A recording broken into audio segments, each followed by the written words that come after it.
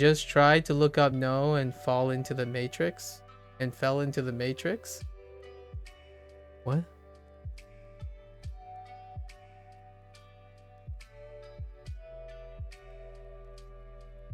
I'm not sure if I get that.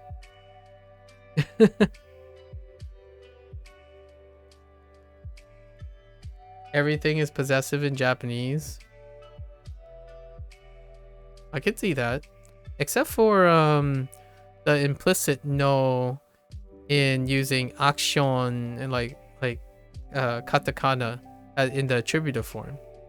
Not really possessive for whatever reason. Unless we're supposed to put possessives there. So, it has so many uses, you're better off just knowing how it works. So, Aoi Densha. Midori no Densha.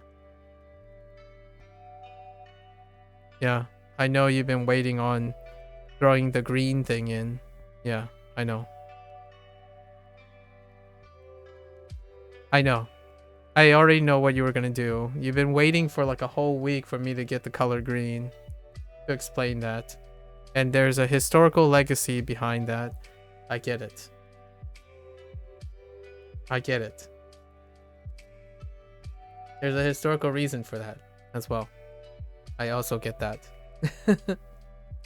Am I ready for it?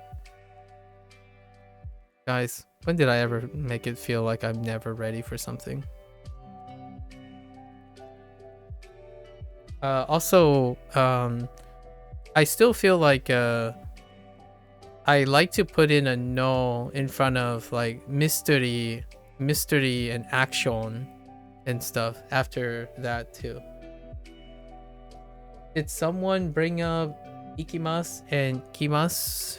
I mean, they brought it up, but I'm guessing there's of many contexts. So what context do you want to bring up ikimasu and kimasu? The fact that they're irregular? Are you gonna tell me a bunch of things that they're irregular? It behaves like Chinese more than English?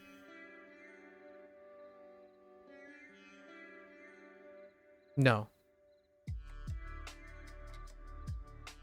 I don't know what you mean by it behaves more than Chinese than English. That is definitely something new. Go ahead. Yeah, Asterisk is saying that fantasy and mystery should have no in it, and Duolingo didn't do that. Yeah. I feel like it should have been possessive. Yeah. That you should put possessive on there. I didn't try. Did you try putting no there to see if they yell at you? I never get the opportunity to put a no. Like, no is not a choice. Have you ever gotten... Oh, I did?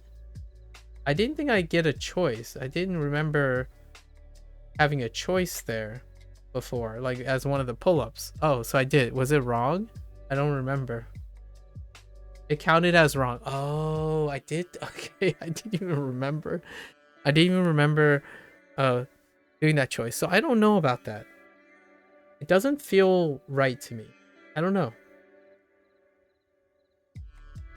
If I come to you, I say ikimasu. Okay. Right? You're coming, yeah. Okay. Go on.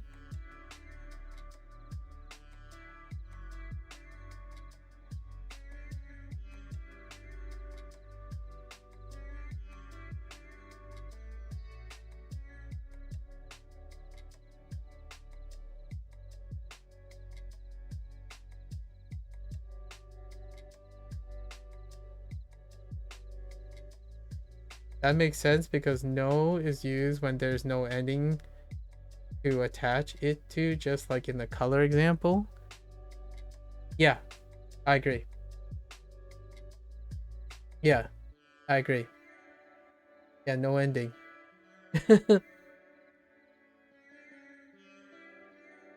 That's my thought exactly. It's from the speaker's frame of reference. Okay. To come. What are your thoughts, Indy? When you say to come, are you speaking from the speaker's frame of reference or the person's frame of reference?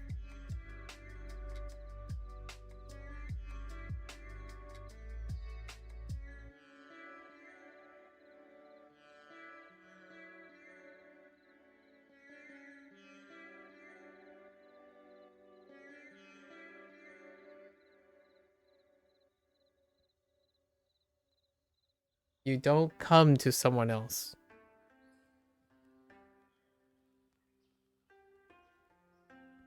That's English garbage.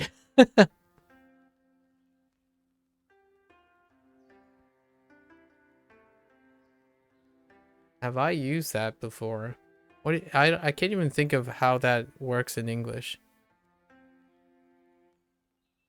Oh, like come to mom or come to dad? I see.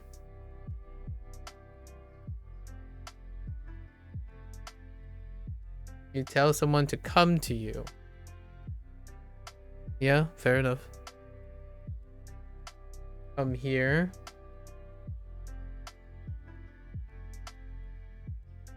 Come here doesn't help, but yeah, that's come here is ikima. It's correct. It's ikimasu, but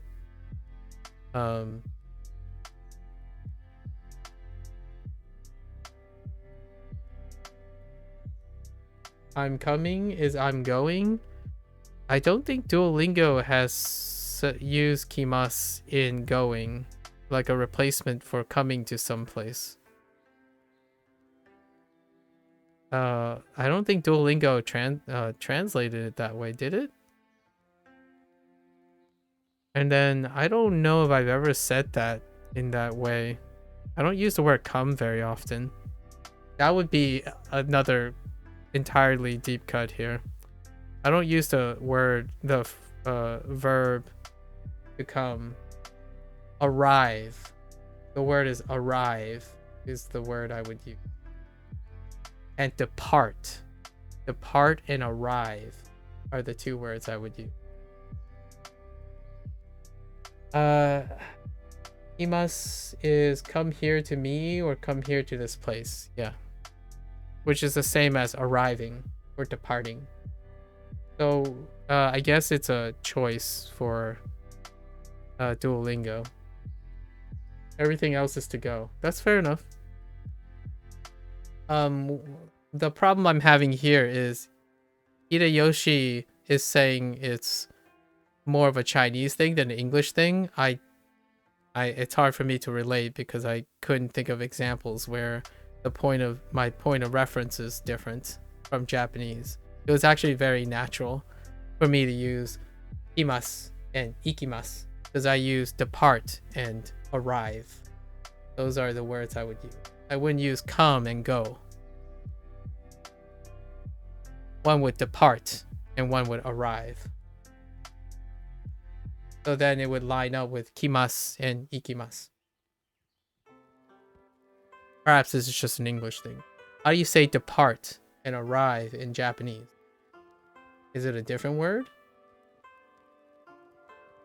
Or is this more of a loss in translation thing?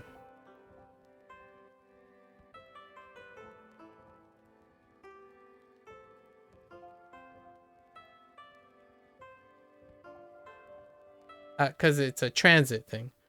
Context sensitive? I see. It's just context sensitive. Okay.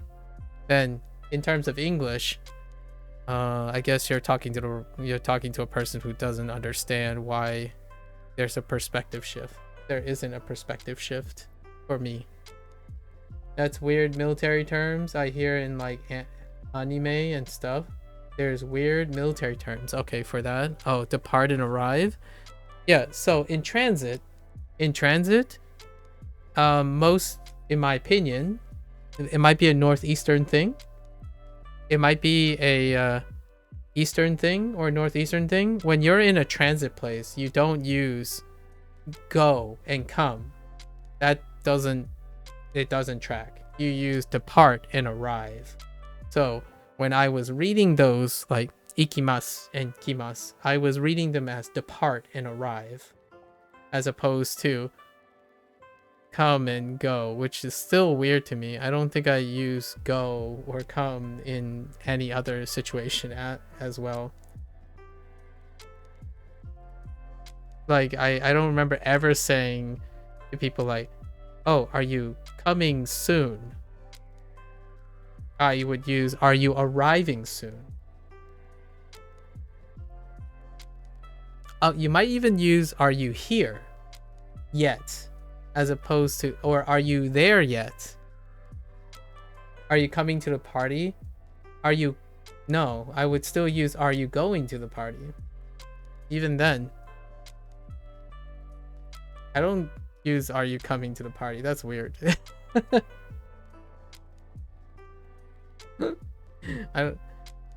You are at the party and they aren't. So, are you coming to the party? You are at the party and they aren't. Yeah, and then you're coming to the, you're telling them to come to you. Yeah. Yeah, I don't think I've ever said, are you coming to the party? Like, not very often. I would say, are you going to the party? Because it's the point of reference of the person you're asking, not the point of reference from yourself. I think trains uses itashimasu. Oh, for departure. Nice. And I have heard hashin. Hashin, yeah, I have heard hashin in a military anime before. Cause Gundam. Lots of Gundam anime use hashin. Like when they're like leaving, you know, you remember Gundams when they like launch out of the cockpit, like they get in the cockpit of the Gundam and the Gundam launches out of the ship, the carrier. Hashin shows up.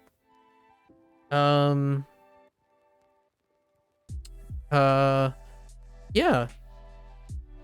I'm trying to think of if when I use the word coming to. Do I ever use the word coming or like to come?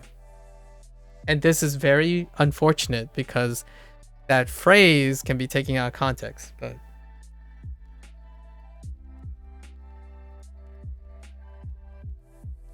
yeah, no. I just realized how weird it is. Do you use that verb? How often do people use that verb? Thanks for coming. Oh, thanks for participating. I don't, yeah, thanks for participating. I don't use thanks for coming. Like I just realized I don't think I use that word. No wonder it's always like I don't get lewd banged by it. Yeah. Or thanks for being here. Thanks for being here. It's from the context of the person, not from the context of the relation with me.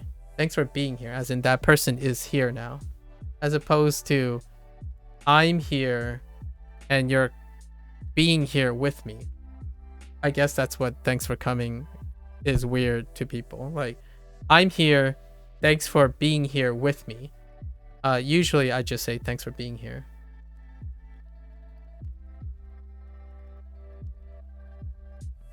Otherwise, it's just a completely different context. Like, it's nice to have you here, right? It's nice to have you here.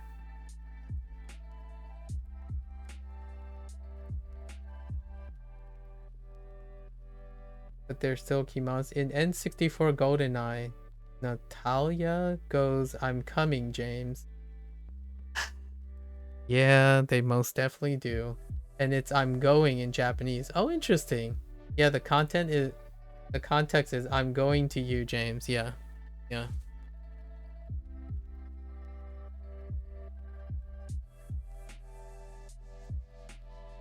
She opens a door to come to you.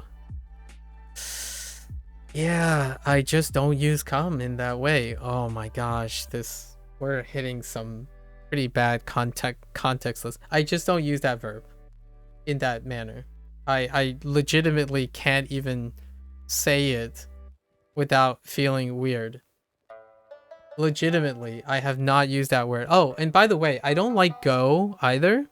So here's Okay, I'm not saying I'm representing other English people. You're talking to me, like, right? You guys are talking to me right now. I'm not saying I represent other people. To me, verbs like go, put, they are nondescript.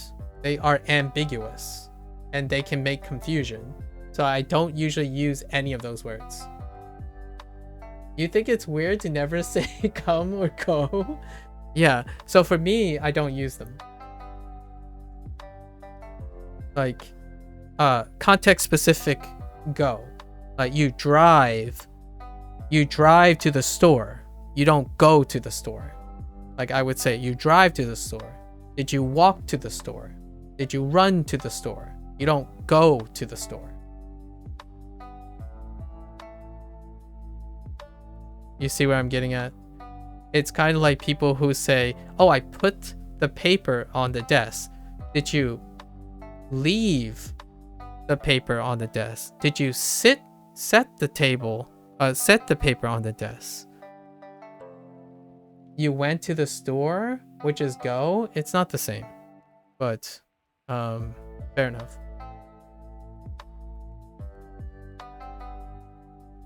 I would say I drove to the store.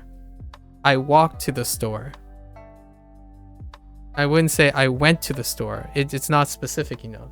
So typically I use more concise language most of the time. I don't say I went to the store. That's kind of weird. It's just not enough details. I don't like being vague. Yes. It's not part of my training, which oftentimes I wouldn't say that I represent most people, right? In this case. Yeah, more Japanese. I speak more like a Japanese English speaker. And aptly enough, I don't find Japanese language as strange. Because ikimasu and kimasu makes a lot of sense to me. Only because I don't like being vague with my English.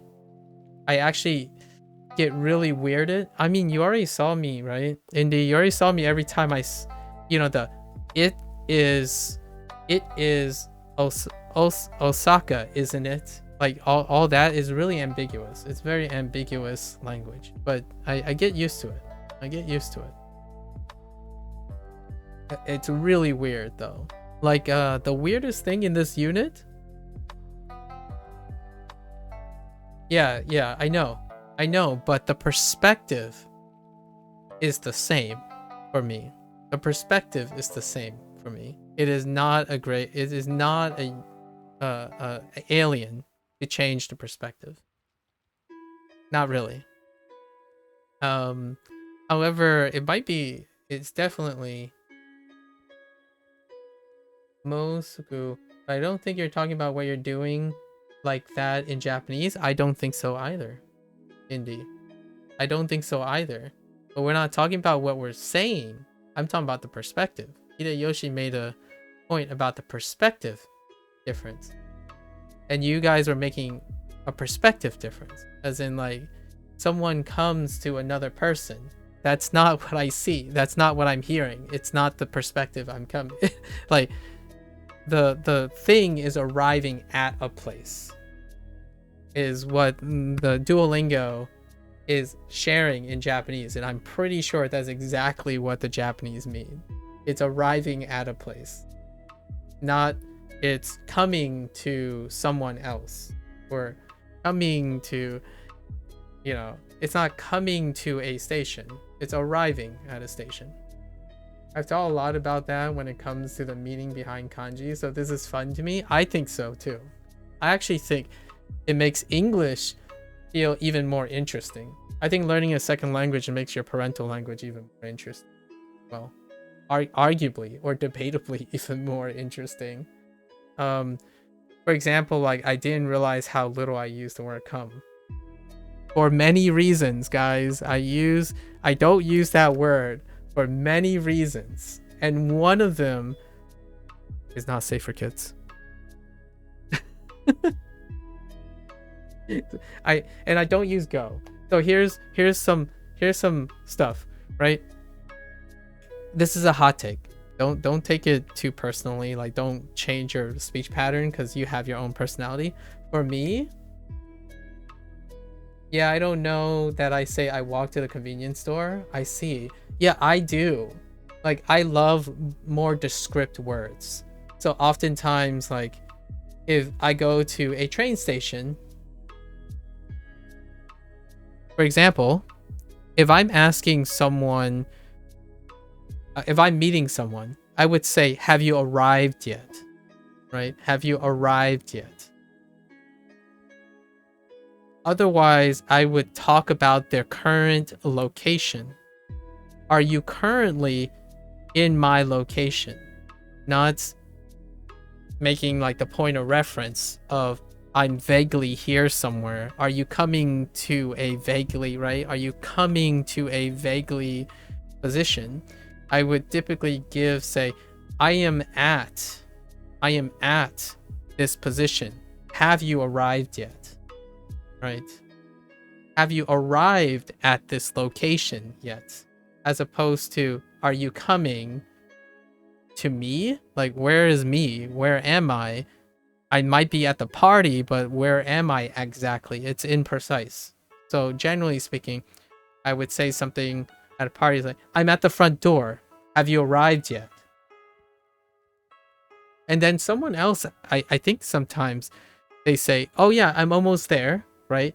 They say, I'm almost there. All right, I will wait at, wait for you at the door, instead of I'm here,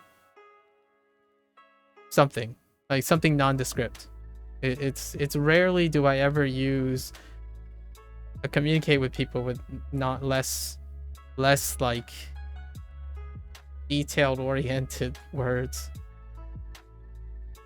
The only logical interrogation in a sentence is here yet. I mean, yeah. But it's a location that you can describe. It's only the only interrogative, but the interrogative can be modified by participles and adverbs and phrases and prepositional phrases. Don't leave ambiguity, and I get the ambiguity. I do use ambiguity things, not in terms of descriptors. So for example, I'm ambiguous when I'm talking about people's feelings, or like I guess that's not even the word ambiguous. Open-ended. Does that mean the same thing to you as ambiguous? I like to leave things open-ended, but not ambiguous per se. I don't know if they mean the same thing to people now that I think about it.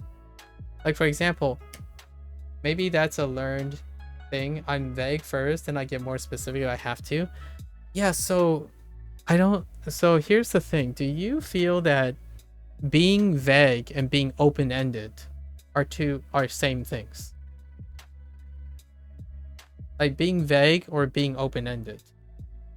For example, how do you feel today versus are you doing well? So I wouldn't say are you doing well, even though that's more precise. I'm asking how are you feeling, right? Instead of how are you doing. So this is the relationship, right? Hang on. So let's do some things, right? So how are you doing versus how are you feeling versus are you doing okay versus are you feeling okay. So usually I would go with something like this. Yeah. By the way, did you look up? I did. But I'm gonna tell you now, again, Hideyoshi, It's irrelevant until it becomes relevant. Unless you're talking about something else. I thought you were talking about this yesterday. Unless that's something else. Because Akai was the comment you made. Did I look up this is what you typed yesterday. Akai.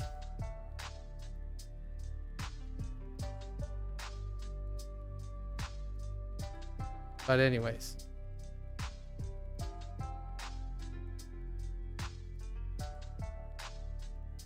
Anyways, I think that's changing the subject. But anyways, by the way, no.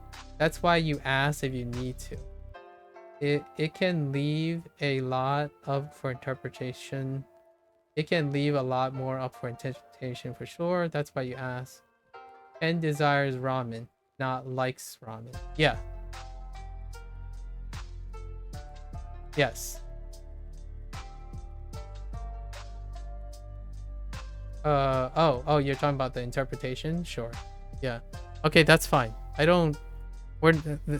This is not we're like I'm trying to ask a question and you're detracting from it. So before that, sure, I get it. In Japanese culture, they never assume the feelings of the third person. Fair enough. And while in English, you can do both. Okay, so fair enough. In Japanese, you've just revealed that Japanese only behave in a certain way. And then now I'm talking about English, which is far more flexible than Japanese.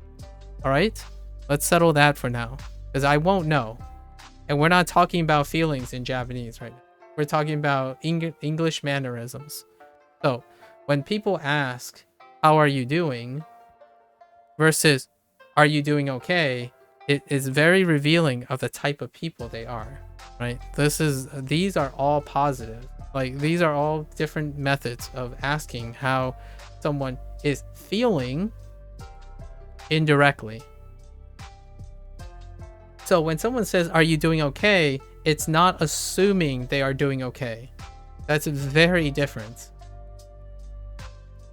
That phrase would be, you are okay, right?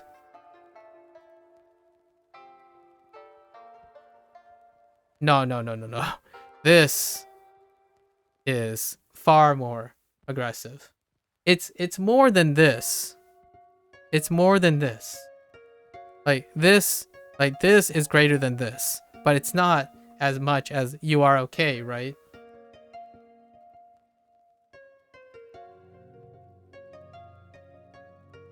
Because doing is vague too.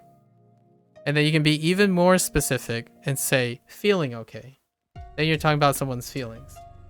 So the relationship between these two is more specific, but the question itself is still more open-ended than this way. And in Japanese, you have like the whole like desu ne, right? Desu ne. And then there's a lot of versions of different things like that. Like what is and how is something versus desu ne. And all that, I guess it's relevant to this.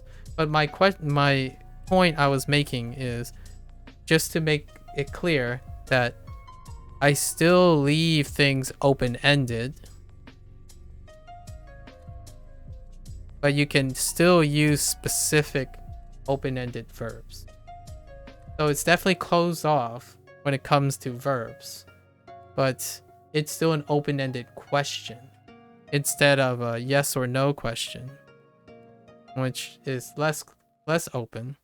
And then you can infer a status by using affirmative and then asking the question, which is very assertive. Like, for example, when Hideyoshi said, wait for it, or are you ready? That's assuming a third, like that's more aggressive. It's assuming something, right? So I don't usually do that unless I'm deliberately like confident already established that that was going to happen, right? So I am ready. So coincidentally, I was ready for it.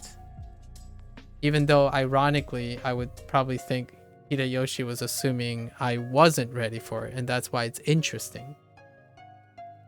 Thanks, Sci-Fi Gaming. Sci-Fi Gaming. Sci-Fi Gemini. Thanks.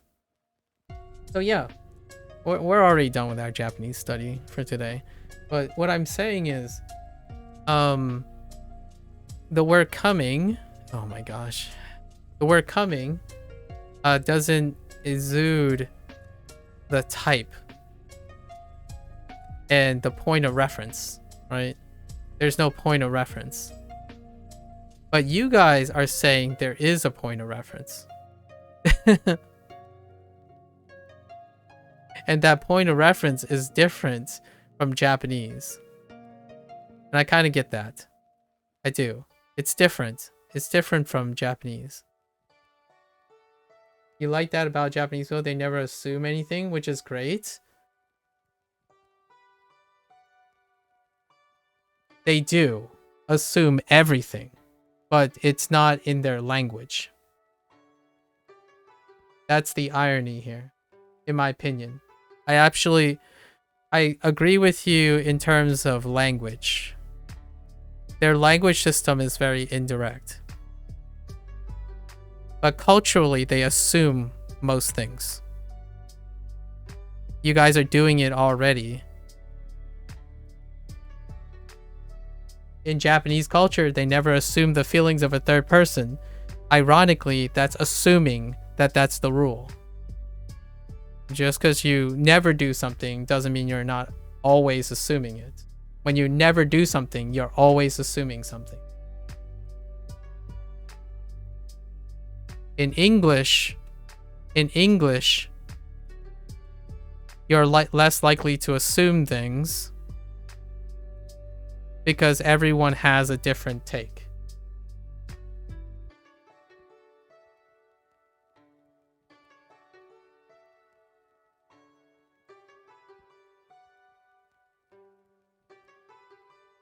Yeah, Japanese is a very contextual language based on principles, based on consistency.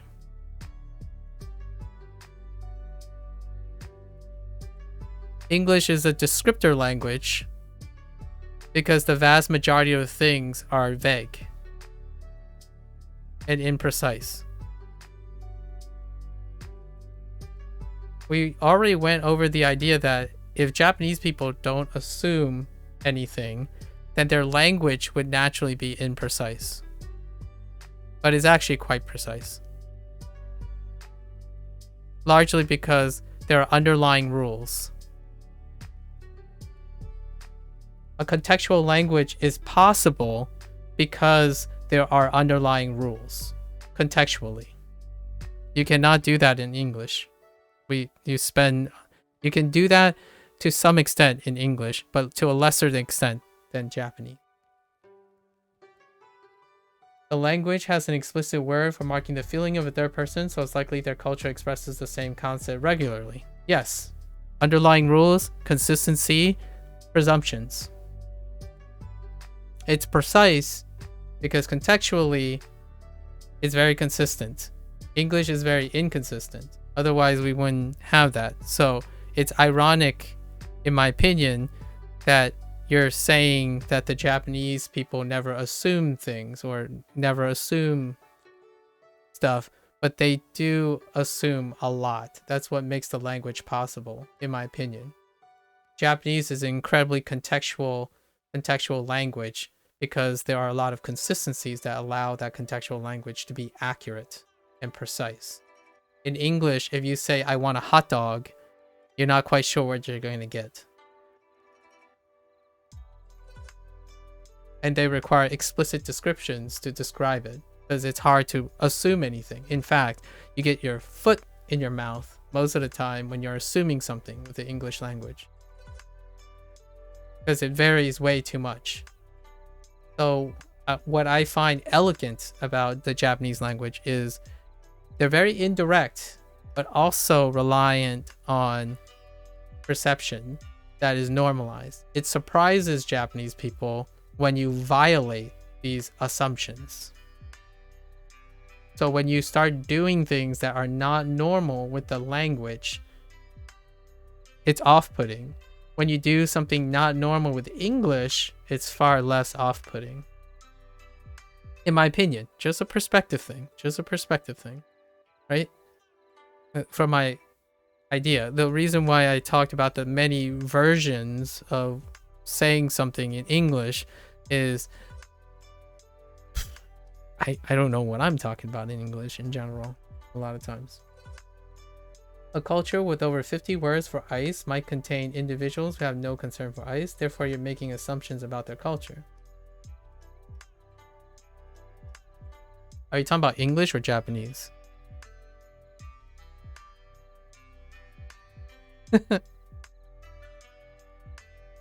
Are you talking about English or Japanese?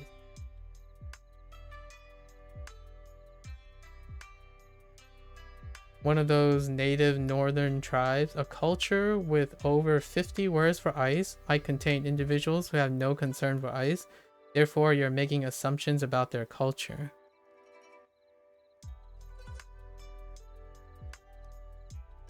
Okay, so if A, the statement is that there are lots of words for a single thing, B, which you leaped over because the logic is here in that statement. B is that lots of words imply a concern. But if you have a lot of words, you can argue that there's individuals that have no concern for it. I don't even know how to get to C where it says, so you're making assumptions about the culture.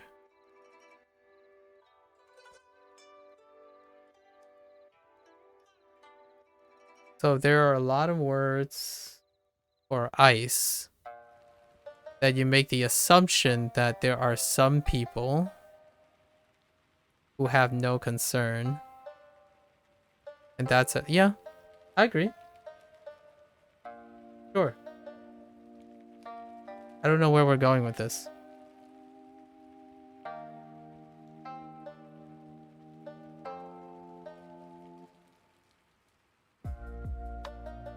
Yeah, a culture that has a lot of words for a single expression like ice.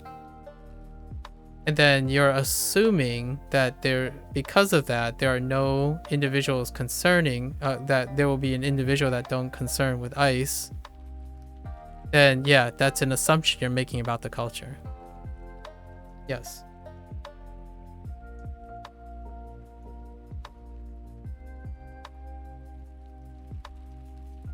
I don't know where this is going, so you're gonna have to point me in a direction somewhere. I'm not entirely following.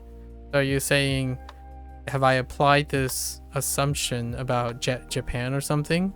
So like, if Japan or if English has a lot of ways to express something, I am suggesting that then it is less precise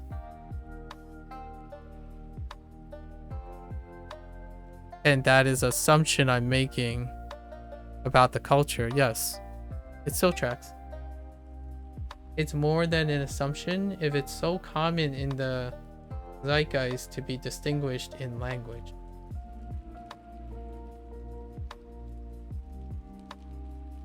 Okay, yeah, I agree. I still don't know what point you're making.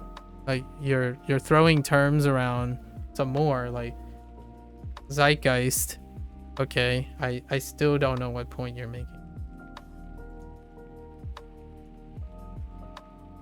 So you're saying if Japanese has a lot of common things, like common elements, then it's more than an assumption. I think that's the point you're trying to make. I don't know if that's right or not. So you're saying somehow that if it's really common, it's no longer an assumption they're making. It's just an accepted fact. Fair enough. That's a pretty compelling argument. Like you're saying they're not assuming anymore, so they're less presumptuous.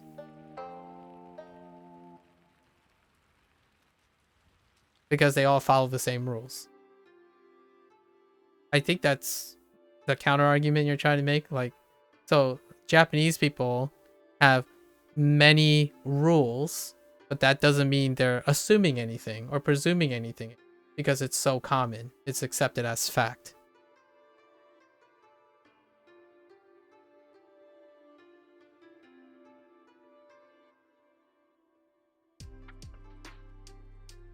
This is a... I don't know how long we're gonna keep going down this rabbit hole, but for me, I think we're gonna enter a cyclic argument here.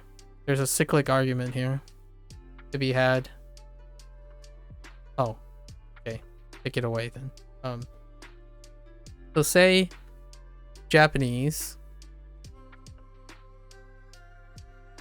lots of quote unquote common things. Because they're so common, right? They're not assumptions.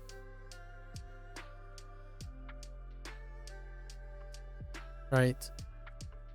So that would support Indies' enjoyment that Japanese people never assume or try not to assume. Try not to assume things. I think that tracks. Yeah. I think that's a very reasonable... I don't mind that. I can get behind that. If something is so common, it's accepted as fact, then guess they're not assuming things. And then it becomes... It can still track and support that Japanese people never try to assume things, right? Or they try not to assume things. Agreed. Agreed. If that's the point you're trying to make, that's relevant to everything that I'm trying to present, which my perspective is that you don't need to make assumptions, which tracks too. You don't need to make assumptions. This is the philosophical take, right? So you don't need assumptions if there's no outlier or there's no change, like there's no like other behavior, right?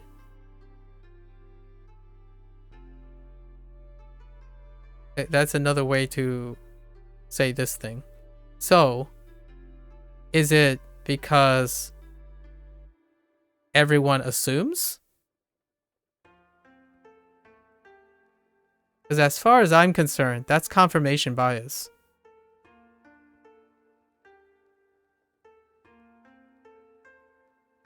Something akin to if a tree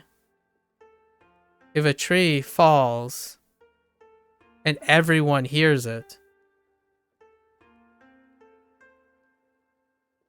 does that mean that no one heard that no one else haven't heard it? Or that's double negative. Someone didn't hear it.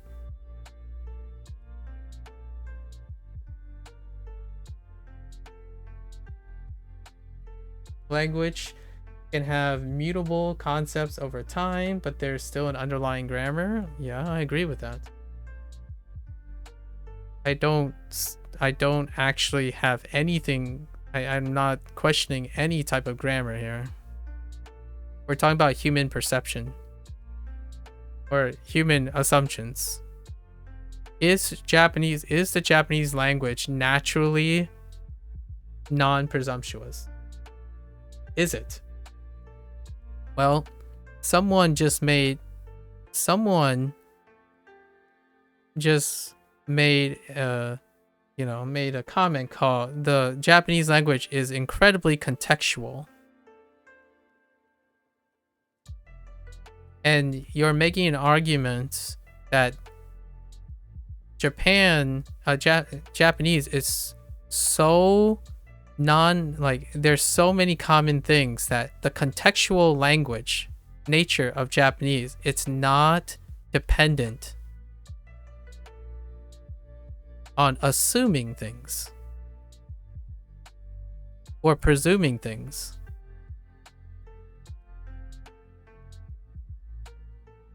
I think inherently language involves elements of presuming and assuming, but we're comparing like two different languages. So like we use English, so the idea is that is Japanese more presumptuous or not, right?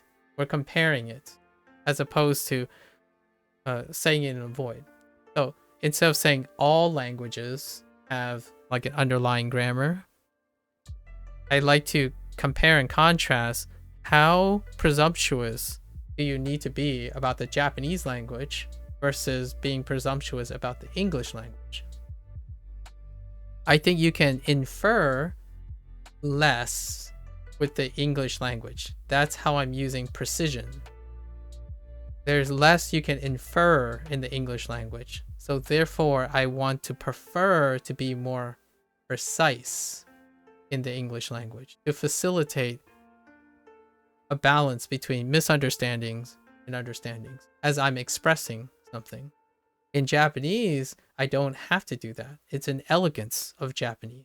There are a lot of presumptions that I make when I use Japanese. So therefore, I'm not encouraged to be more precise. Because the language itself, the structure and whatever you have, it is inherently precise, as in there are presumptions being made. When you have a marker for something, it communicates that. In Japanese, feeling and the decider can't be assigned to a third person without a modal word, which is roughly appears to. There you go. It's precise about being imprecise, I suppose. Or it's precise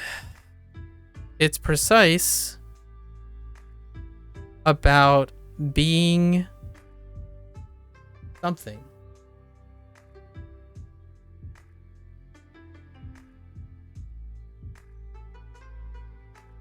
So effectively, we're not even making counterpoints to each other at this point. But in Japanese, it's precise at being open-ended.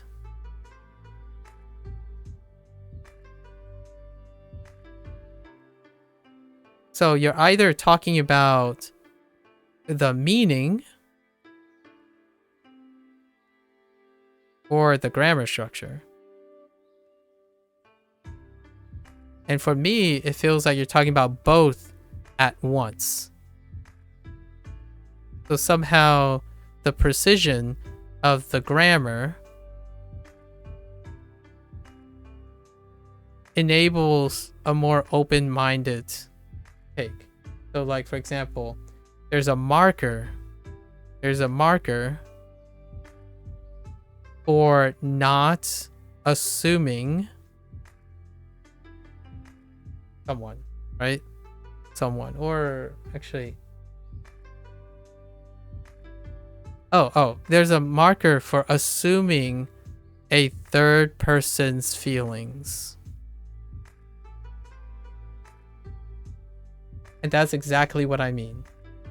So I think we actually in agreement with this.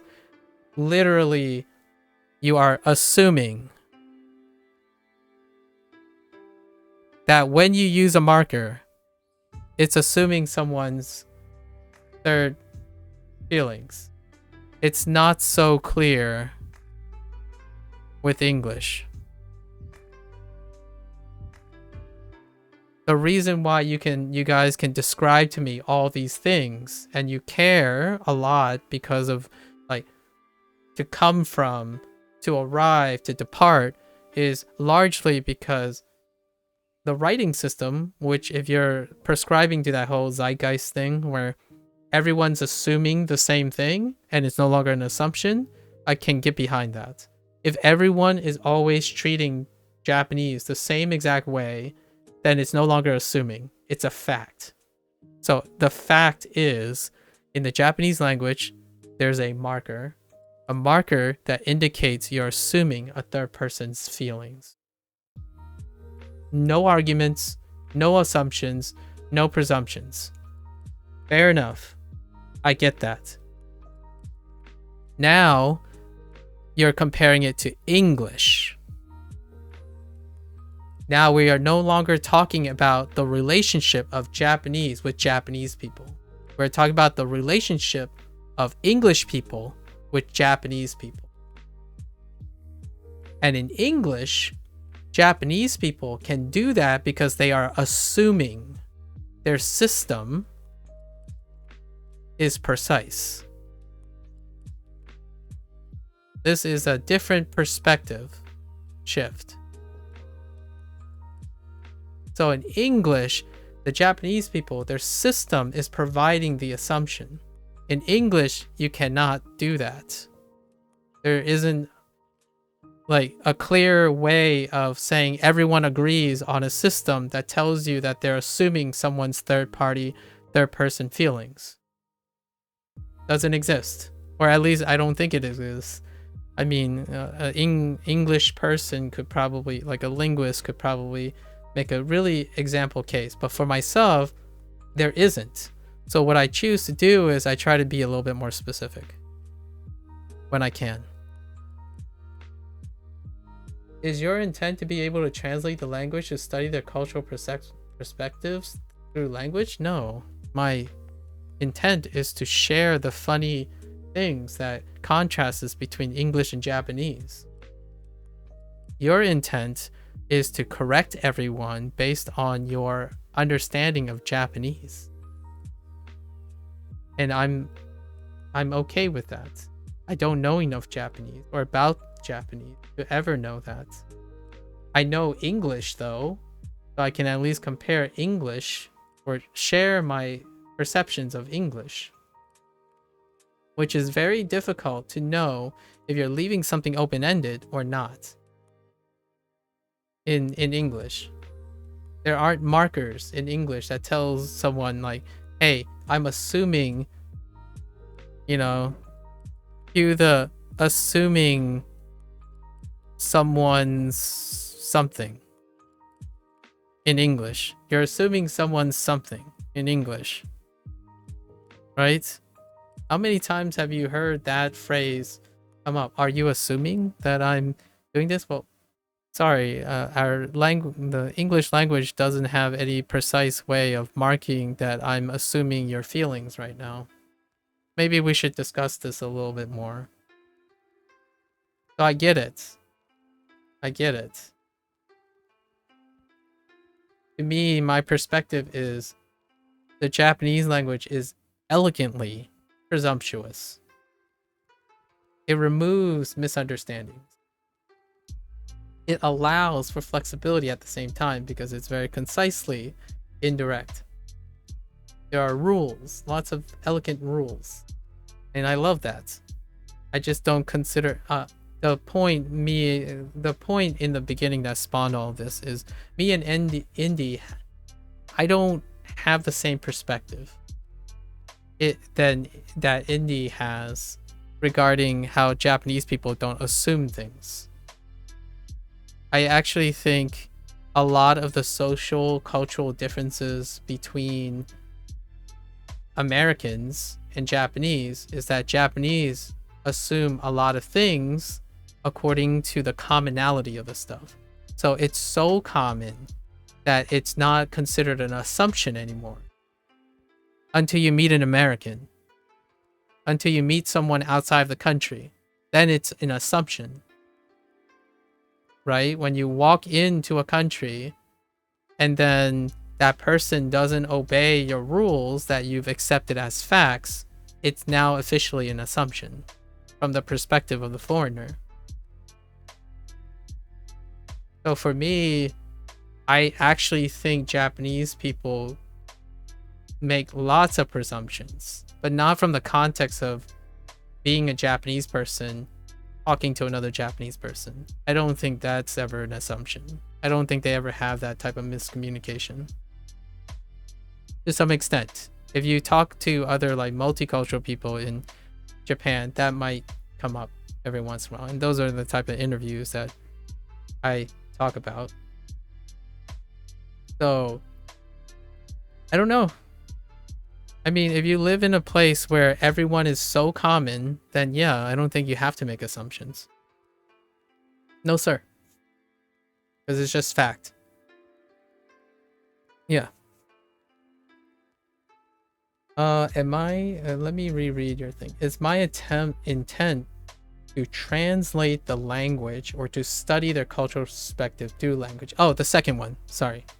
The second one is to study their cultural perspective through language, but not study their language in isolation. So a little bit of both, I guess. Because having an English perspective on a Japanese language is a translation, as in it's an interpretation, right? You cannot compare things if you're not interpreting things. You could end up just saying they're different and end it and don't discuss it at all, and that just erased everything, but that's okay. Yeah, so I would say if I had to come down to it, it's super interesting talking about different perspectives. And I think Indy raised an incredibly fun point. And what I'm doing is I'm offering an alternative perspective. I actually think when everyone agrees, you know, like very common, when it becomes so common,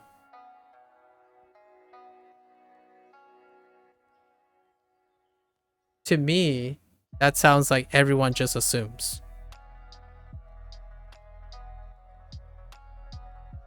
Right? I feel there's a fine line between everyone needing to assume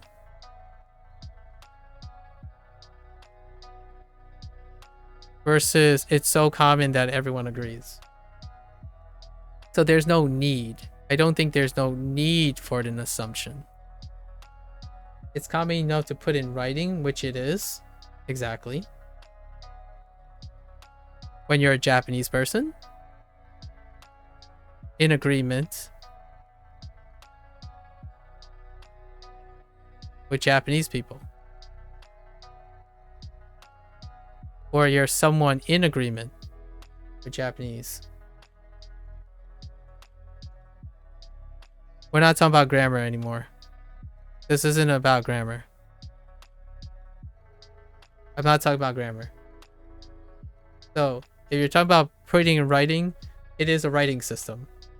Everyone's in agreement as the writing system is fixed, right? It's a fixed writing system, I suppose. And then you said maybe there might be some things that are mutable, is what you use. The phrase, some things are mutable. That's fine, but I'm willing to accept that it's a fixed system. The system is fixed. So then everyone can agree on it. So therefore, they're not making any assumptions because it's agreement. I don't personally think that's what I was talking about, but perhaps Indy was talking about it. Like maybe you guys are talking about the system itself. I'm talking about the psychology behind like the culture. Like the culture also transcends writing. And to me, this type of thing is possible. This type of thing is possible in a culture that assumes a lot. There's a difference between psychology and anthropology. Fair enough. Which one am I talking about? So you're talking about anthropology.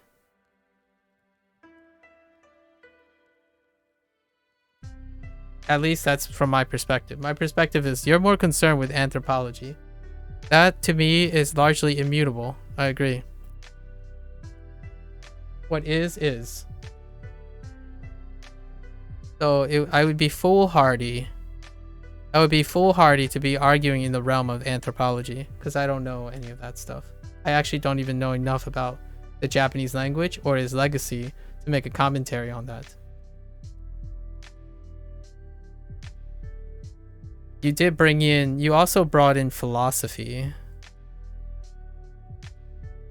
which I suppose now it's kind of a mix of philosophy and psychology as opposed to anthropology. You'll always know more details about anthropology. I'm not even sure if linguistics is under the umbrella of anthropology. Yeah.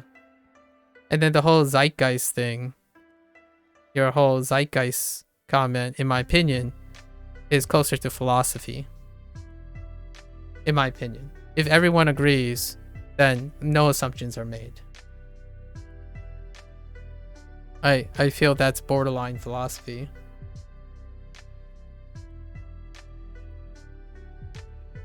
Like if, I don't know, I don't want to touch upon like controversial stuff.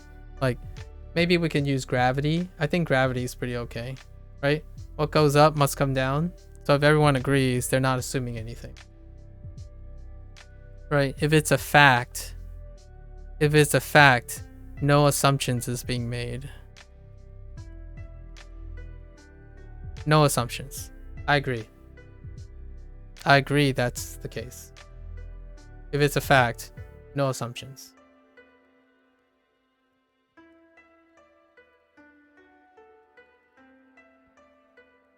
Right? So if A equals A, it continues to be A. No need to make any debate about this. Traditions are anthropological? Absolutely. Traditions are anthropological. Absolutely.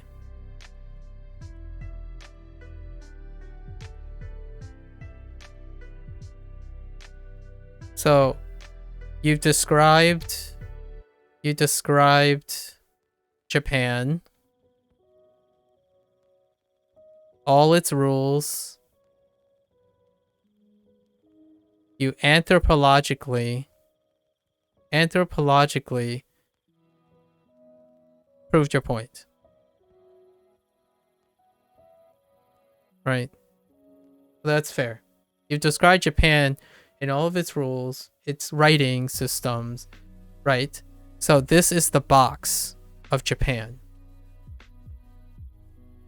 I'm out here.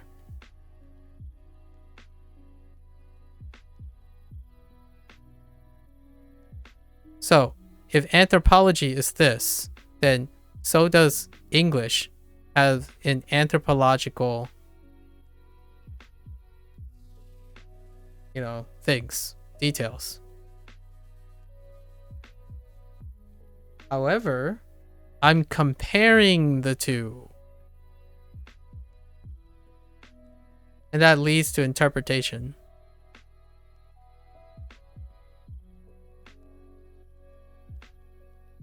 So are we still talking about anthropological details or are we talking about interpretations?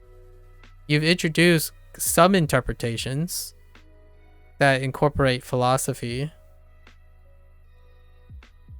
And I thought I was presenting something that was psychological. But perhaps I'm talking about philosophy. The fact is they are anthropologically different. English and Japanese are anthropologically different. So that enables me to make an interpretation that is different. Regardless if you understand the facts about Japan and the facts about English. And this is not anthropological, in my opinion. What I'm saying as interpretation is not a fact, an anthropological fact about English or Japanese. I never said it was, and I hope I don't give you this idea. Yeah, but the English language is complex enough to describe the anthropological concepts found in Japan. That's fine. That's fine. What you're telling me here is you're filtering that you assumed what I was trying to do. Or you're assuming that what you're saying is more interesting, in my opinion. The only thing I said so far is that I have a different interpretation than Indy did.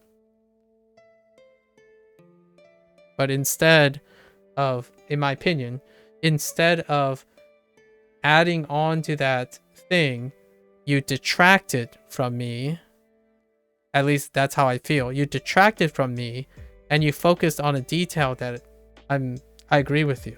Most of the things you said, I agree with you.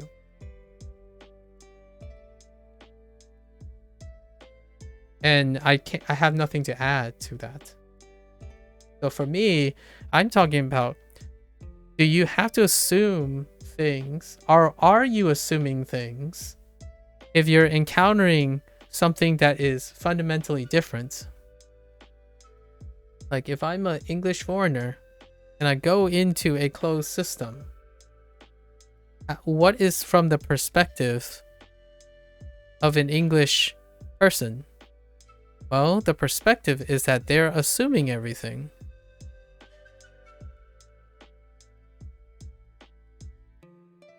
At least that's my interpretation.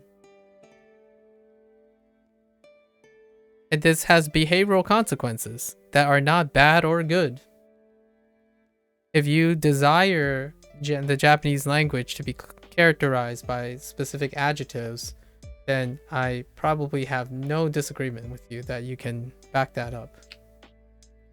I'm sharing my interpretation of this. I actually think that habitually assumptions are being conditioned in English, as in we are hyper focused on making assumptions and presumptions. And then when we look from an outside lens into a system that is closed, that is very, very anthropologically consistent, I suppose, it may seem like they never presume anything, but it's largely because they're so consistent, in my opinion. You don't need to presume things, like you said. You don't need to presume things if everyone agrees. And I don't think they think about it either. I actually don't think they think about it. I would even go as far as supporting your idea that they don't think that they're not assuming anything, because they don't have to. So if you don't have to do anything, if you don't have to assume, then you're obviously not assuming anything. That's assuming that you live in here. So if you're here, then I agree. It never feels like you're assuming anything. When you're out here, that's a different perspective. So you're proposing the existence of cultural concepts unable to describe under the current corpus of the English language. All right, so now you're being pedantic and also condescending, but okay. All right, the current corpus of the English language. I am not insisting that English or Japanese can't explain each other. My only suggestion is that they're assuming things. And it has behavioral consequences. I thought that was interesting. I think we can end it there, I suppose. I don't know what else to present to you other than you're trying to... I'm not making... I don't know. You know, you're confusing the heck out of me with words that I wouldn't use in that context. Yeah, this is what happens after 37 days. You wanna join in our discussions? It is a lot of fun. Although I'm not entirely sure if I'm like being educated by something, or that someone is trying to tell me what I'm trying to say. So am I proposing the existence of cultural concepts unable to be described under the current corpus of the English language? No, I am not.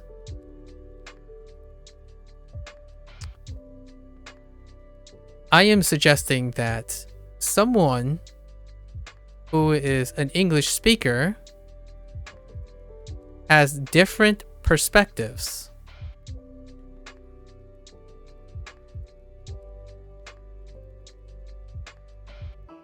between each other. So many English speakers have many differing perspectives on whether Japanese people presume things. And it, as a result of their writing system, or even their cultural stuff, and any other anthropological things. So before we start throwing some more, I mean, in my opinion, respectfully, before we start throwing more jargon into this discussion, the only thing I'm saying is Indy speaks English. So do I.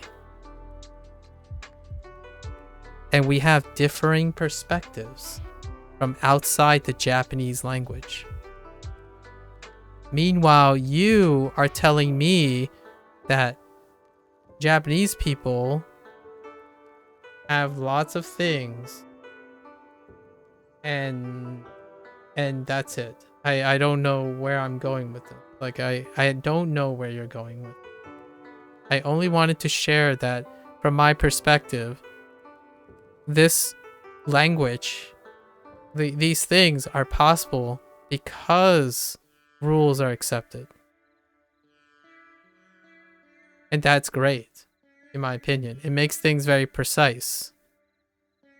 And paradoxically, allows people to be indirect, but still be precise. Oh yeah, that's just objectively true. Different languages change your ability to comprehend topics. Yeah, I mean, I don't know if my goal... So the goal is... I think I'm giving the wrong impression here. So one thing I must dispel is I'm not saying English can or cannot explain Japanese. Definitely no idea. I will never know. It sounds to me like Hideyoshi believes something about this. And I have no comment about that. I actually have no idea if English has the capacity or not. I'm not a linguist. I don't look at grammar systems and writing systems. I simply offered, in my opinion, I offered a differing perspective where Indy is on the perception that Japanese people don't presume things, and I'm on the other end, sort of, that they do presume things. And the irony here is we're presuming things about presuming things, and that's pretty funny. At least it's pretty entertaining to me. Going the other way, Japanese has no simple way to express the perfect tense, and a large proportion of students have trouble with a concept in English class. Fair enough. Fair enough. Again, I agree. That makes sense. I mean, that seems good enough. Yeah.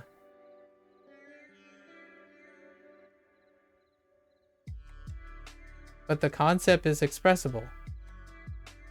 Okay. I see. You have to presume things in Japanese because the subject isn't always written in. That's one of the things, yeah, but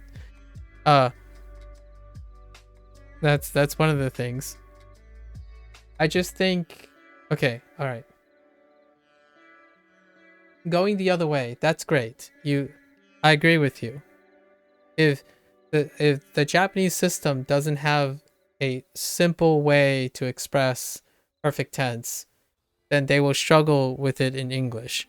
That still backs my point that when you are talking about another language and you compare it to another language, you will have differing perspectives. That's psychology. Or maybe philosophy, if you blend the two. It's not anthropology. Most of the things you're saying are anthropological. As in, there's no simple way to express perfect tense. I understand that. Well, I don't actually understand that. I know now. I know now that there's no simple way to express perfect tense. I don't actually understand the grammatical system. Those things are set in stone, right? Like they are anthropological. Their system, that's the system. So you keep providing me with facts, and I don't know where you're going with this.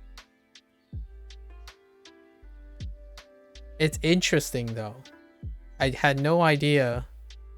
The Japanese language is the worst language to bring up anthropological on because nobody agrees on the root language.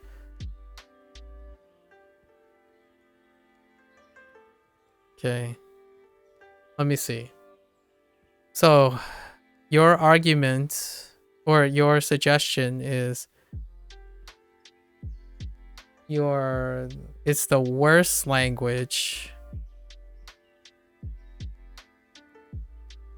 because no one can agree on the root language.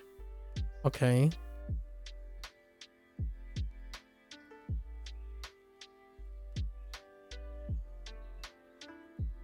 And this is in relation to what?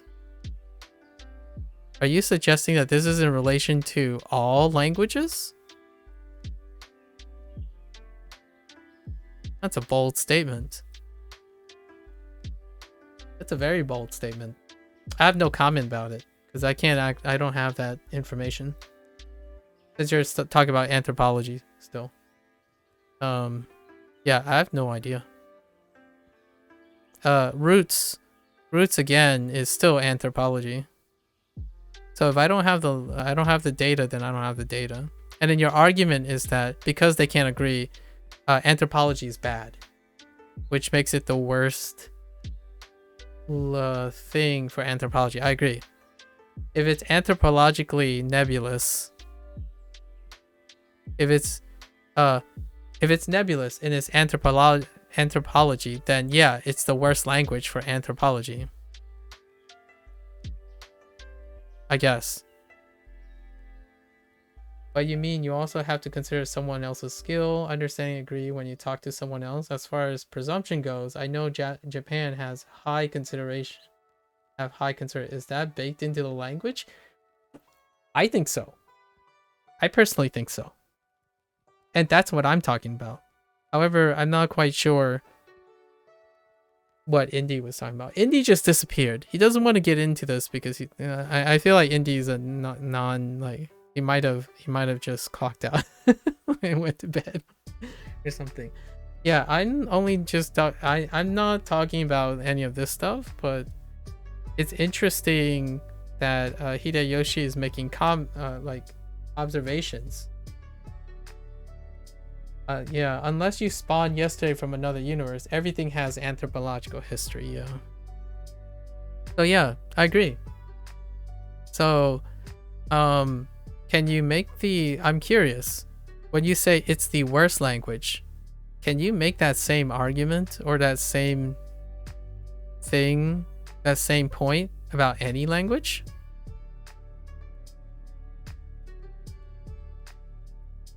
The reason why I say it's a bold statement is because I think it's a really bold statement because it's comparing every language, and I don't know. Yeah, I don't know enough information. What I do know is that when you have a monocultural society, which is kind of like anthropological in a way, oftentimes you don't have to make presumptions or assumptions as per the whole Zeitgeist thing. You can only follow what is in the rules. However, when you take into consideration an outside perspective, which is anyone who doesn't speak Japanese, rules are technically presumptions that do not exist outside of that system. So when I am outside that system and I look into that system is a well-oiled machine with a lot of presumptions. We can only follow changes of the language through history, and Japanese becomes isolated the farther you go back. I mean, yeah.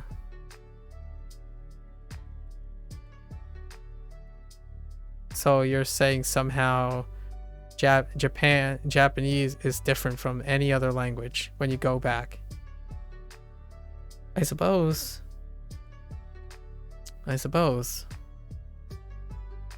Not. I get that's a good point. I mean, that's a point. I'll think about it. I really don't have any comments on that. Not only do I lack the knowledge to understand the the etymology of the Japanese language, I lack all the basic understandings of every other language other than English.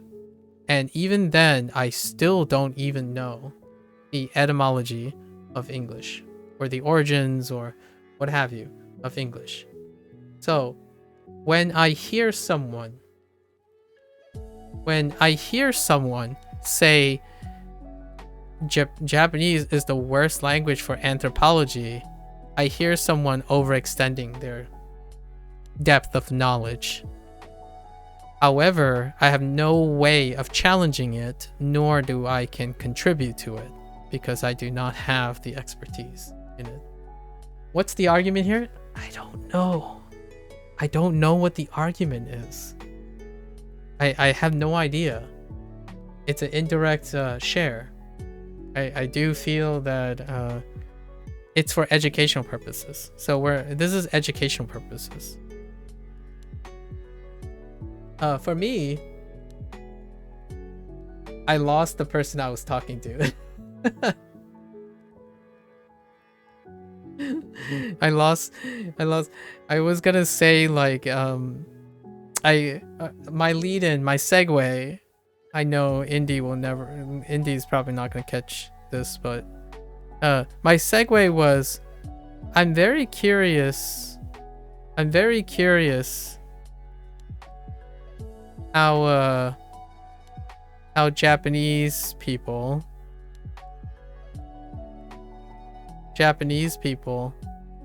as ESL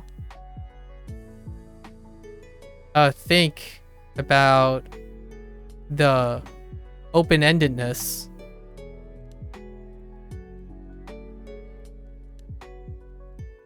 and like vagueness, however you want to, like open-endedness, vagueness, maybe directness, like the extent of directness, and like how that reflects on the behavior of Americans or like any country they want that speaks English. Like are they more or less presumptuous in their language?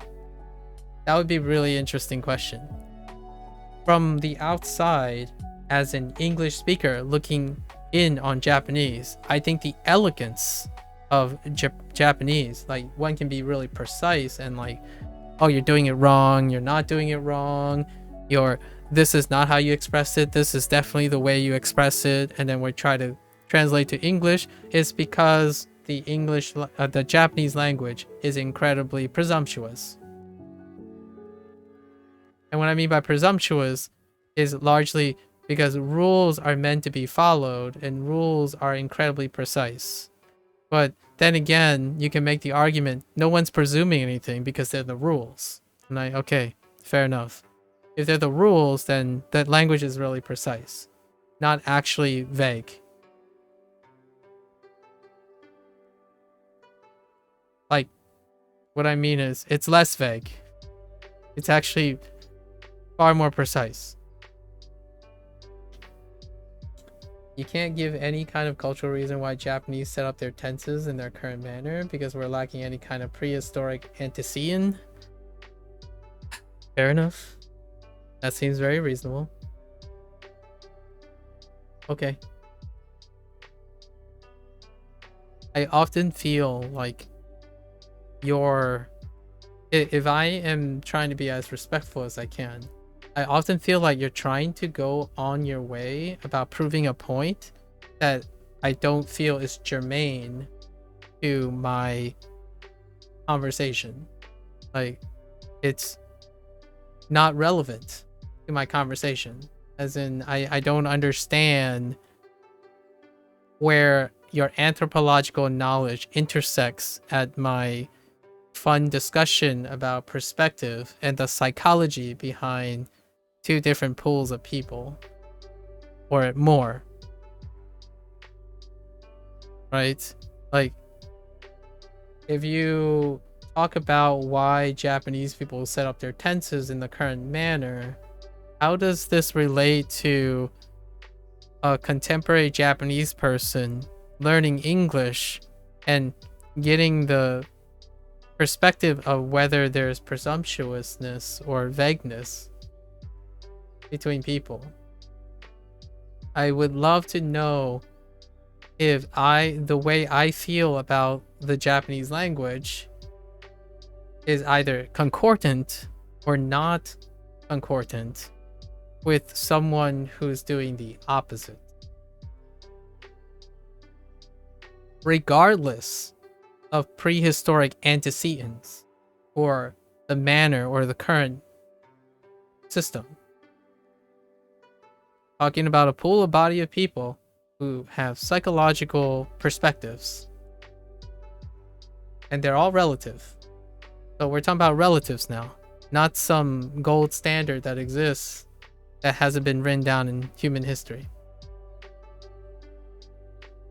Imprecise stuff, if you will, for lack of a better word. I actually think Japanese is incredibly direct with its things. It is paradoxically, it does have a paradox effect, I would say, with how they express feelings. So I think this is where this is where we went back. So, splatterat, right? This is where we deviated. So, where all this discussion started was the idea of assuming someone's feelings.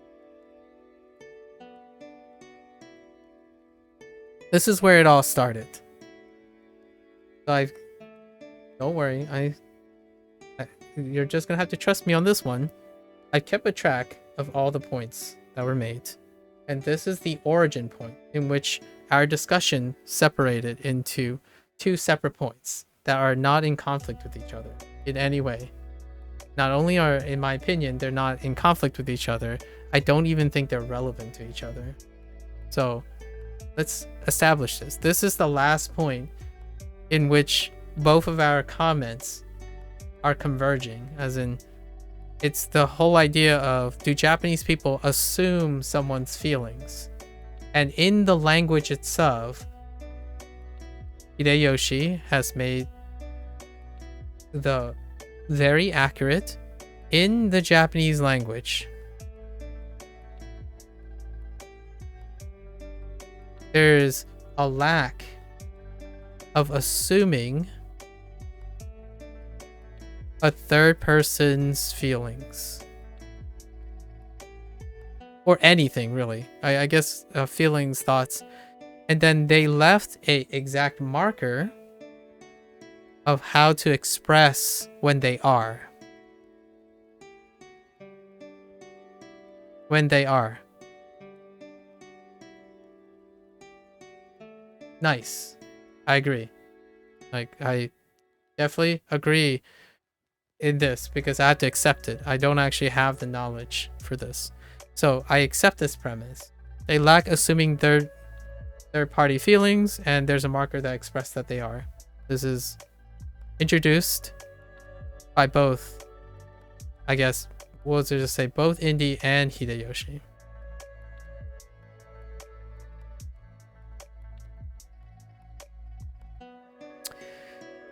And my thought and my segue, which I'll express my motivation here, is that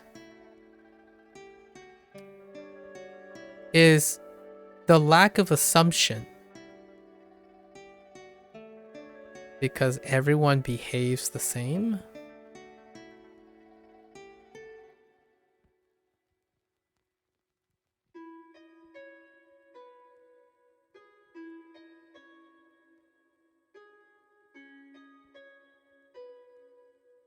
So like, okay, I know the language says, the language will always say, right, that they're not assuming a third person's feelings, right? Everything you describe it, it's not that they don't understand the concept, it's that you'll get laughed at as an outsider otherwise. Well, that's an ad hominem argument, but all right, I'll take it. I'll take it. Sure. And that is still not germane to my comment, but all right. Like, let me finish and see how that's relevant to my comment. So, it's not that they don't understand the concept, it's that you'll get laughed at as an outsider. I'm sorry. I guess it's funny because I probably get laughed at an outsider then. That's an ad hominem argument. Oh, and guess what? That's also presuming. Interesting. So you're assuming that everyone follows this in order to make that comment. I agree with you. So I understand this concept.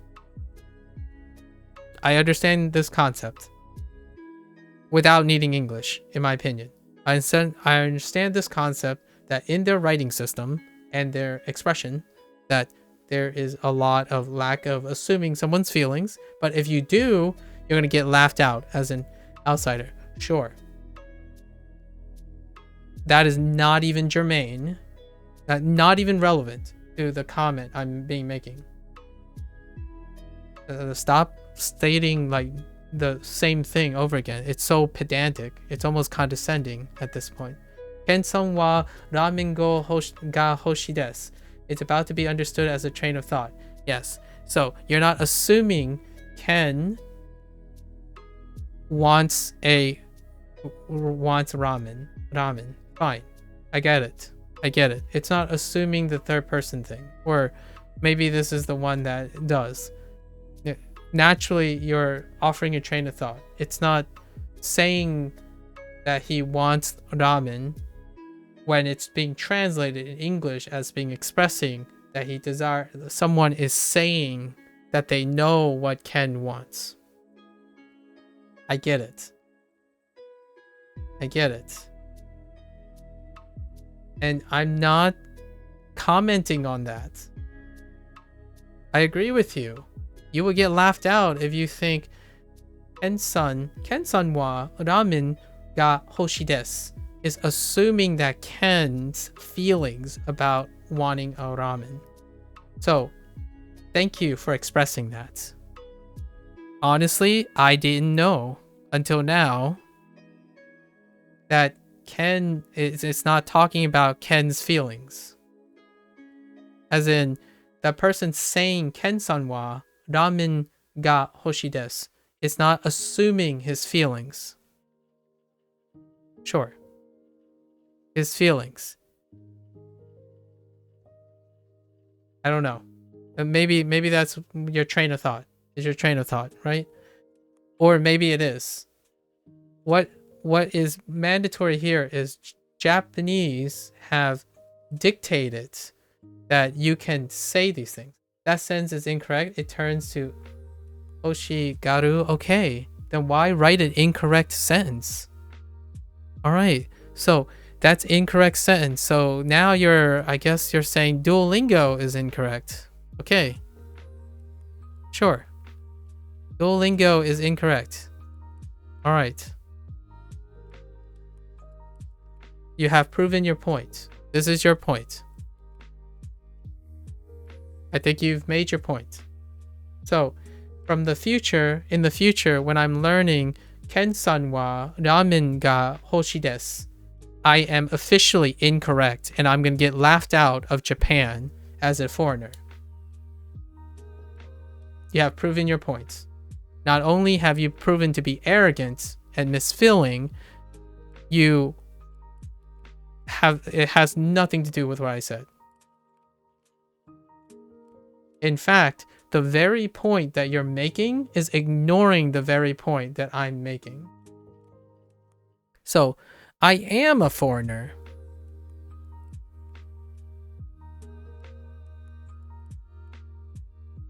And I'm looking in on what you just said. And because you say it's incorrect, that proves my points about presumptions.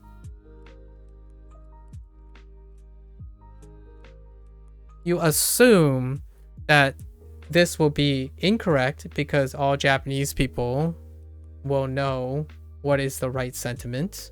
You assume I will be laughed out because it's incorrect. And you assume Duolingo is incorrect because of rules.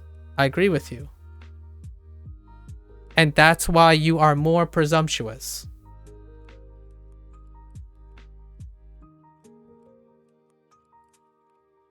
Because I'm a foreigner. The reason you can say these things is you're presuming I will do these things, and therefore all the other events are predetermined. It's a presumption. It's dictated. Now, I already agree with you. It's not an assumption if it's accepted as a fact. So, if the whole Japanese population have accepted that these are the rules, then they're not presuming anything. I just violated the rules. So, therefore, I'm in the wrong. Fair enough. Right? Every time you bring up another fact about Japan, it has very little relevance to what I'm saying. I'm saying as a foreigner, you have a different perspective than someone who's trying to dictate what the rules are. The whole point of me sharing different perspectives on the Japanese writing system is that I am a foreigner. So, yeah. Is that important? It is. Because Ken-san wa ramen ga hoshi desu. I think are you trying to prove that there's no way of expressing that to an English person? Or what? I guess you're just saying it's incorrect. So I'll keep that in mind. I'm sorry you're so upset with Duolingo. Like, they didn't use hoshigaru. There's a difference between poor grammar and being unable to be understood. Whew. You're right about that. It's a shame it's not germane to what I'm saying, but yes. I suppose. So in the future, you can direct that to the people, I suppose. So not only did you indirectly insult, in my opinion, disrespectfully insult a product and then suggest that it's all their fault, you are trying to create rapport with me by saying, I just learned poor grammar because the thing I'm using is incorrect. All right, fair enough. I got it. Sorry that I have learned incorrect. Maybe in the future, I will learn by getting laughed out of a country that I should have been using hoshigaru as opposed to hoshi desu. Hoshi desu. I guess that's what you wanted, right? You're pedantically selfish all the way. So not only do you not comprehend, in my opinion, like now I'm going to make a selfish stand, not only do you not concern yourself with philosophy or psychology, I don't think you even had the intent of engaging in a psychological or a philosophical discussion. You simply wanted to say that Duolingo is incorrect and they are teaching me something that's incorrect, and I should understand that. Fair enough. I don't know what to do about that. I guess I could go and learn good grammar and right grammar. Am I in the... I don't know if Duolingo teaches this. It might not. Does it matter? I guess it matters to you more than me appreciating the Japanese language and running the risk of getting laughed out of Japan, which I do feel it's incredibly insensitive to the Japanese culture, because I don't think the decorum that I understand from a psychological perspective, not an anthropological perspective, from a psychological perspective, that the Japanese people would not laugh me out of a country because I misunderstood a grammar point.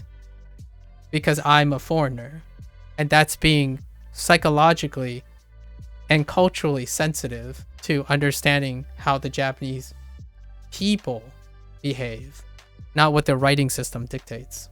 So, sorry for sounding slightly more aggressive, but I feel like you can be very skilled at understanding a writing system and a grammar system, but still fail to be compelled to understand the psychological interactions between people. Sharing opinions is an interpersonal skill. Sharing facts is being right. So I'm not here to be right. I've said this time again. This isn't the first time. I think you have a high aptitude for being correct. Like, you sit there and say wrong, right, this is wrong, this is right. Thanks. Like, it's helpful to some extent, but when you try to talk about like people's thoughts and people's feelings, that's when it becomes very difficult to understand. Like, you are only concerned about what is right and what is wrong. And generally speaking, in the field of psychology and philosophy, that can get a little hairy.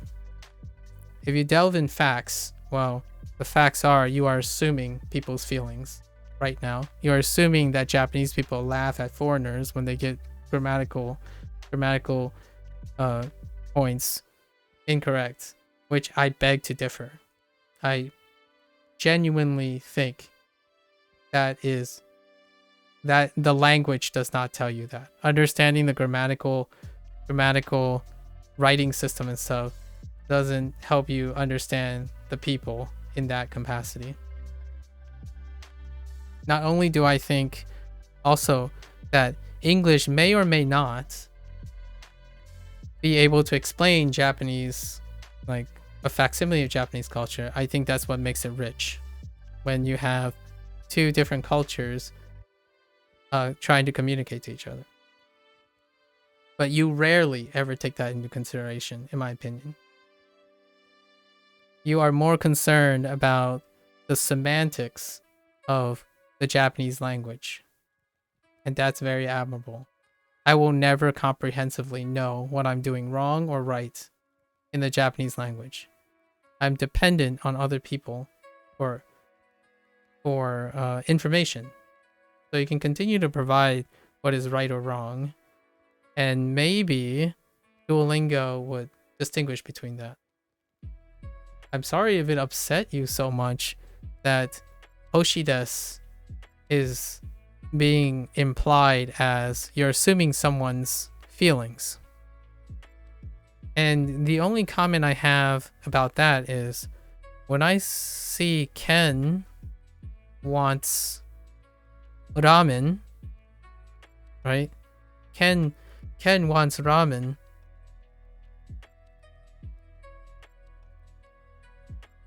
versus like Ken desires ramen, right? That's what you are doing with indie, and it's not the same, right? Ken wants ramen is not the same as Ken desires ramen. Fair enough. And then I can see the parallels that you were drawing between kimas expressing come, right? To come, and I was using a replacer. I was thinking of arrive. And then obviously the two of you probably say, well, it's not this. It's a perspective shift on to come, as in not in the sense of to come to someone, like to me, but to a place.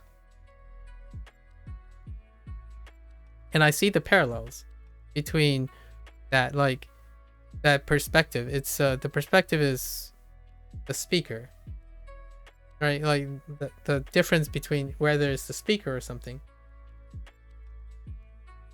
Garu is a grammar point related to a cultural concept, but missing it doesn't change the processing of the lexemes into semantic concept leading to any kind of disagreement of your intent in speaking the sentence. Hooray. Okay. Let me unpack that for a little bit.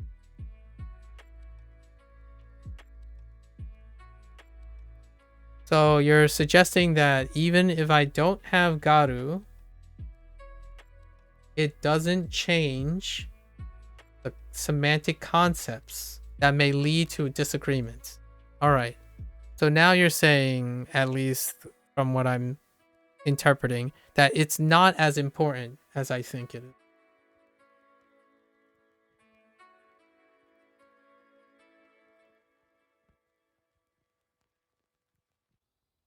Oh, you're saying whatever I'm saying here is irrelevant. Okay, you're saying everything I'm saying here, it's moot. At least that's how it says, to the grammatical concept of garu. But at least that's your complicated way of saying it. Garu is a grammar point related to a cultural concept, but missing it. Okay, double negative. Missing it doesn't change. So that means missing it doesn't change the process that leads to misunderstanding, any kind of disagreement. So you're saying with or without it,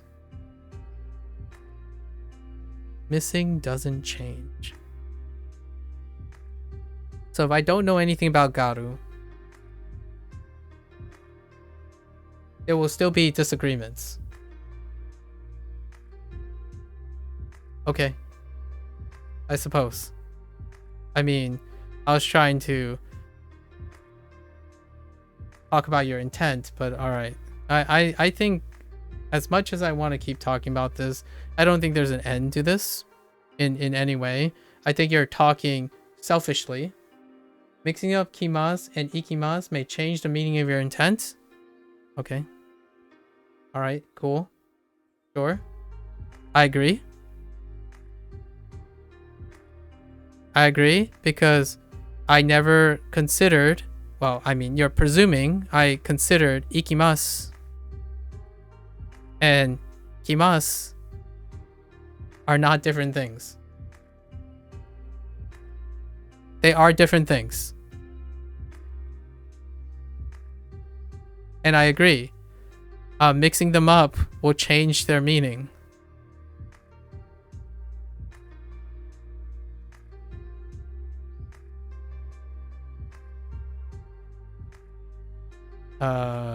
Thanks for sharing. Where do you go? I still don't see your point. Like, yeah, if you change the meaning, if you mix these up, it'll create disagreement. You're gonna get it's gonna create confusion.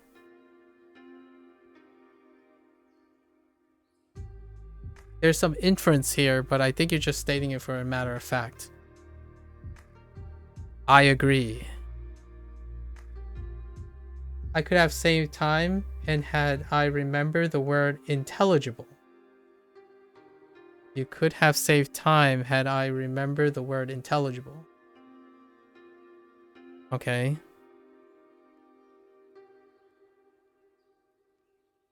So you're saying I'm trying really hard here. Like, I think I'm trying pretty hard here. But third person without garu is grammatically incorrect, but still intelligible. Okay. Alright. I agree with you. Alright. Ikimas may be unintelligible. Okay. Thanks. I don't... Okay. Yeah. I'll take your word for it. Without garu is grammatically incorrect. So you need garu to be grammatically correct.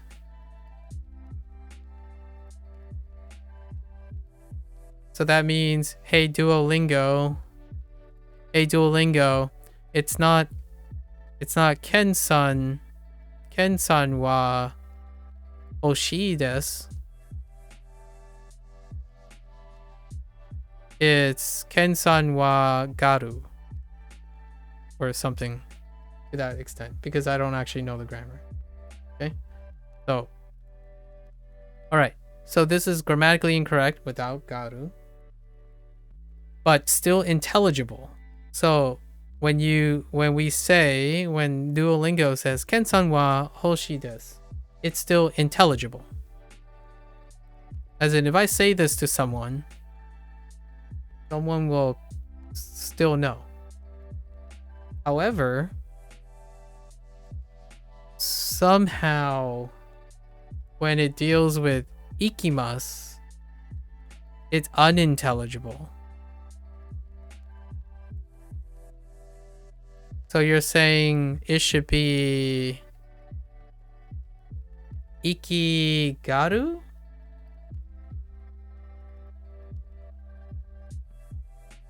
Or like it's unintelligible because you're going somewhere.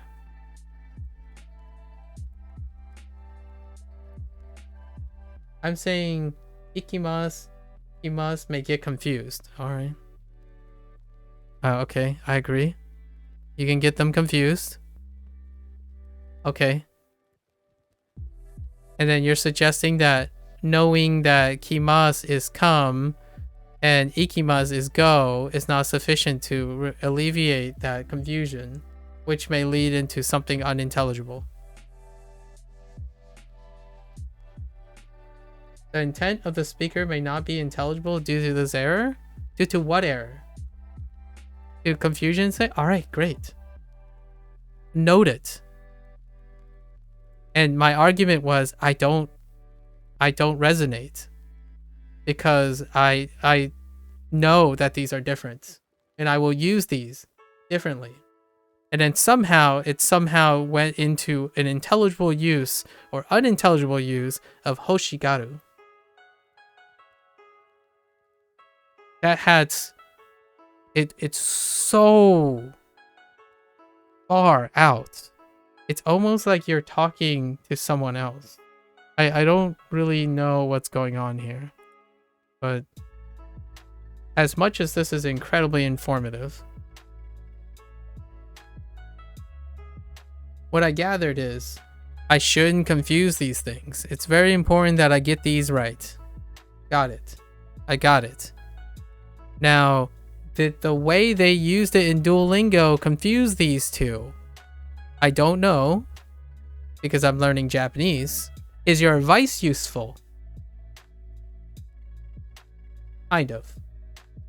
Is it even more unintelligible than the intent to clarify the confusion? My answer with that is yes.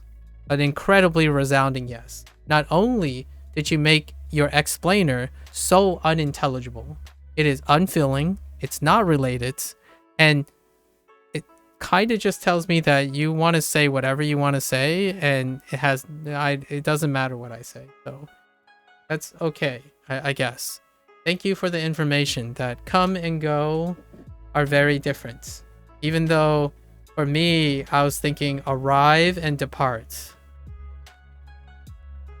So when you go somewhere, you depart for somewhere. And then when you arrive, you're coming to the place.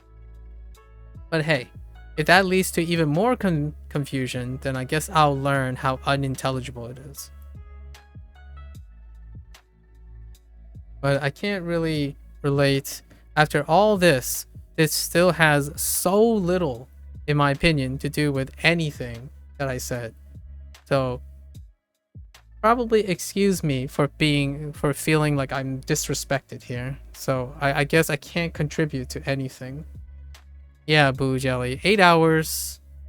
I'll leave this up. So I'm gonna section this off, and maybe some greater good, some other people would be interested in how unusual this conversation is. I honestly think I have no idea what's going on, other than I've learned that somehow ikimasu, which I didn't bring up by the way, and kimasu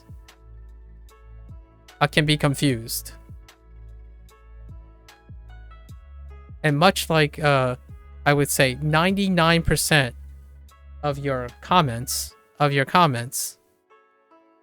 are some sort of advice about confusion. Got it. Thank you for the warning. Thank you for the warning, I suppose.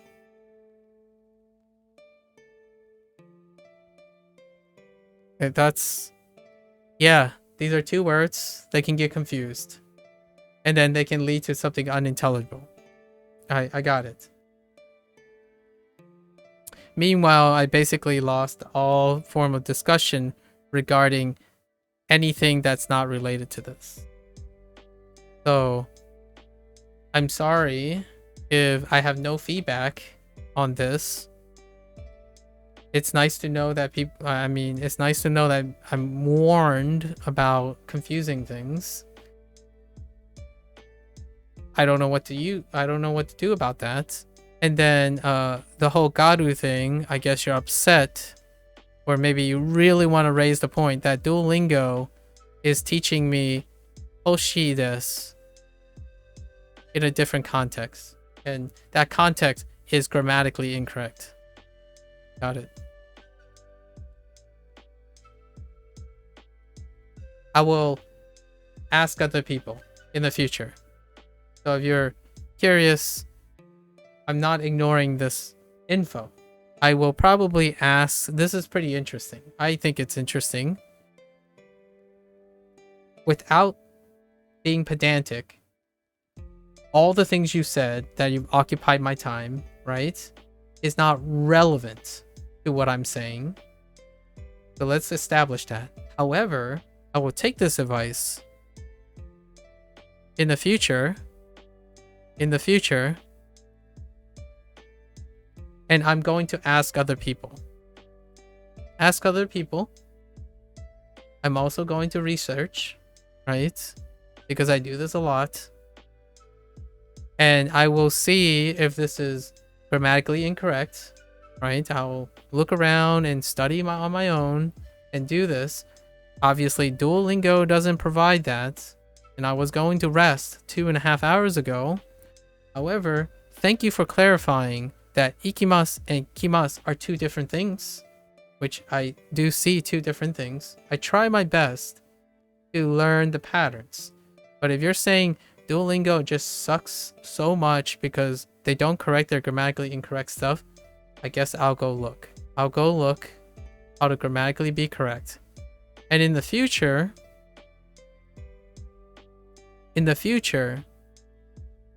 I will do what Duolingo wants me to do, and I will always remember that it is grammatically incorrect.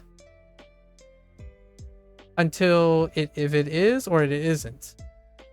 If you assume something that is absolutely 100% correct, I like to believe that you will give me the respect of challenging that by asking everyone else that I encounter if this is grammatically acceptable. And if that is not the case, then I get to choose how I use that information. So, just to keep in mind that I don't actually know what is right or wrong, and you go out of your way to tell me what's right or wrong, and as someone who discovers things and learns things, I will question them.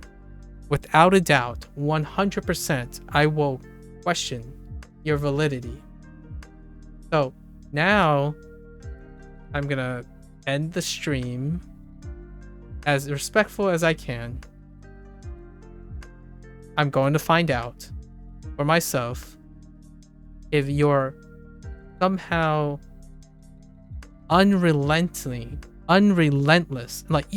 relentless pursuit of trying to get your point across to me at the expense of me talking about psychology, almost to the point that you overwritten whether I'm talking about psychology or not, and I was trying to qualify it. It's not relevant. So I will find out if people do in fact confuse ikimasu or kimasu. I'll come back and report to you, and I will find out if in fact Ken-san wa hoshi desu is grammatically incorrect, right? Grammatically incorrect, but intelligible. I'll keep all of these in mind. I think in the end, after trying so long to try to express something else that really had very little to do with whether something is grammatically correct or not, I will remember this forever, and I appreciate it. It was a very trying experience. I'm gonna be honest about it. It's an incredibly trying experience, especially when someone's compelled to constantly be less and less intelligible about their, ironically, less and less intelligible about their language. You throw things like words that I don't understand, first of all, because my intelligence are not that great, I suppose. Like things like, I mean, I understand a lot of things, but not most of it. And then you somehow manage to get to your point, and that point, I don't even disagree with you. Like I don't know why you're telling me this point. Maybe from the kindness of your heart that you're trying to prevent me from making a mistake or something. And I've already communicated to most people, at least I hope, that I don't mind making mistakes. Mistakes, unless you're telling me that I get laughed out of a country because I make a grammatic mistake. That's kind of scary. I agree. That's kind of scary. However, if I continue to make a Duolingo mistake, I can explain it because psychology. If someone says, "Oh yeah, Ken-san wa hoshi desu," that doesn't make sense. That's a little bit rude, and that's kind of weird that you're assuming other people's feelings. Like, oh, how do you go about this? Like, can you help me out here? And then that person will explain it to me. I'm like, oh yeah, you know, I tried my best and I learned through Duolingo. And the person's like, oh yeah, Duolingo, yeah, that's kind of inconsistent. Well, okay. I mean, it got me to come to your country and talk about these things and have this discussion. So not all bad. Hashtag psychology. So if you're so focused on right and wrong, anthropology is very sufficient for you. Psychology is not, that's not how it works, in my opinion. And I'm not a psychology major. Perspective. Otherwise, I'll just claim to be a very, very uneducated philosopher instead. Philosophically, regardless if I confuse this or not, it was not relevant to my conversation.